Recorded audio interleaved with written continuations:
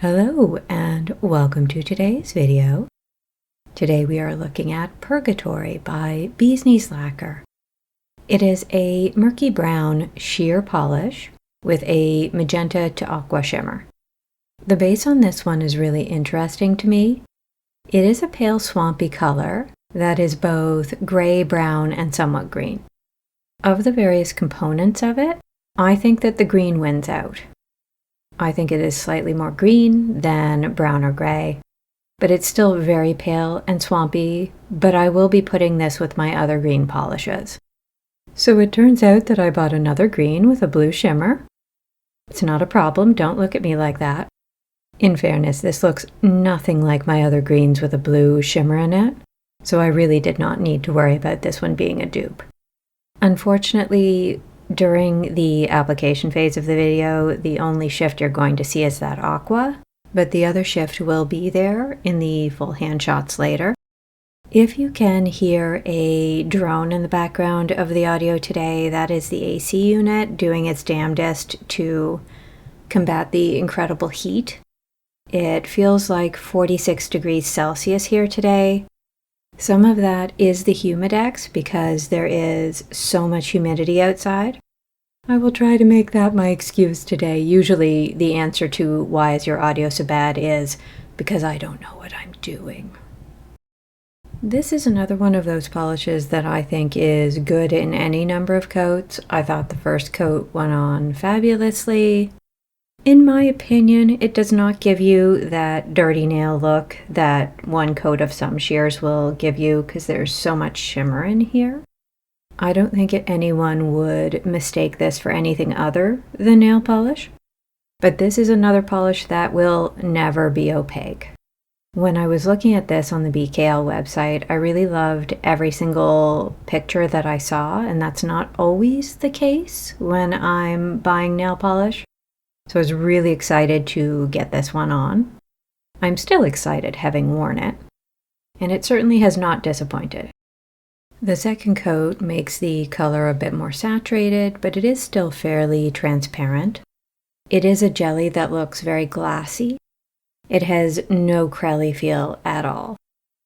I think when I do the wiggle and lift my thumb very high, you can see past the shimmer and see that greenish brown base. I think this counts as a prugly, but I do think the prugliness of this one is somewhat counteracted by the sheerness and the strength of the shimmer. I suspect I will wear this in 2 coats in the future. I liked how it looked in 2, but we are going to continue on and I will put on a 3rd coat for science. The 3rd coat doesn't change the color or the saturation of the base, in my opinion, but it does give a tiny amount more opacity through the shimmer. This might look vaguely opaque in this particular lighting, but it is absolutely not. Any opacity you actually see is indeed just the shimmer. When we get out into the yard and the full hand shots, you'll see exactly how not opaque this is. This polish does vaguely remind me of Silver Dollar Eucalyptus. There is something in the tone of the base with that aqua flash that gives me a gray-green feel, but I do think the polish might be just a bit too brown to really match that well. The other thing this strangely made me think of was Breadseed Poppy bulbs before the flower actually blooms. I am obsessed with poppies and I've tried to plant just about any kind I can get my hands on. Unfortunately, to very little success. I keep telling myself that the problem is my soil type, but I also refuse to test my soil. I find it soothing to just keep guessing. I try to think more about, do I have loamy soil in this area, sandy soil, is it high sun, dappled light? I am already prone to overthinking everything, so allowing myself some imperfection and whimsy as regards my garden is actually helpful. Out in the sun, you can see how the green in the base pops out much more than the brown. We're seeing mostly the aqua shift for the shimmer when my fingers are downwards, but when I raise them, you get more of that pinky purple shift. And you can see the base that has that murky brown-green cast pretty well. I will also point out my pretty obvious free edge just to let you know how sheer this is. There are times when I think I see a bit of chartreuse or gold way up by the cuticle line as well, but it's a little more reclusive. I feel like I'm seeing that when my fingers are lifted and it is hidden back behind the magenta. It is hard to see, and I wouldn't count on that being part of the overall look of the polish. This might make for a good Halloween polish.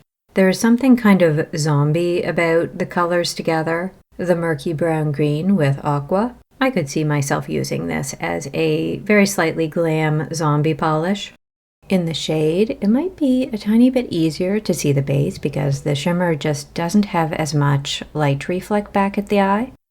I think the shimmer looks more metallic and more vivid, but I'm not seeing anything that even slightly resembles gold. I'm only getting blue and pink now with a background of murky green.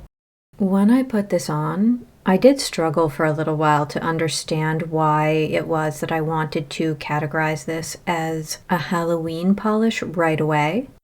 I suppose it bears reminding myself that this is actually from a Nosferatu collection, so maybe a connection to Halloween isn't so far away.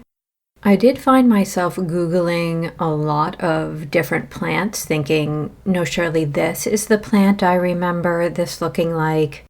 And then I realized what this actually reminds me of are leaf piles in very late fall when all of the color has drained from them. The pink to blue shimmer does obscure the base a bit, but overall that base does just remind me of leaf detritus. So no matter how I tried to change my perception, the polish reminds me of dead and rotting things. And as much as it does not seem like it, that is an endorsement. Inside we get that aqua initially, and as I raise my fingers we see the pink, and I think I see just a touch of gold back there again. I do still think it's hard to see. As I move over to the left, I mostly see aqua and pink, but as a shimmer that is much less vibrant. They're just hints of color now. But this is the one place that I feel like the base does look somewhat more brown than it did before. And that is all for today. Thank you for watching. Please subscribe so that I can shave my chipmunks' foreheads into widow's peaks and use all of my newly minted Nicholas cages to stage a tiny furry musical play of Wicker Man. Please enjoy a clip of my chipmunk's cheeks expanding, but from the rear view.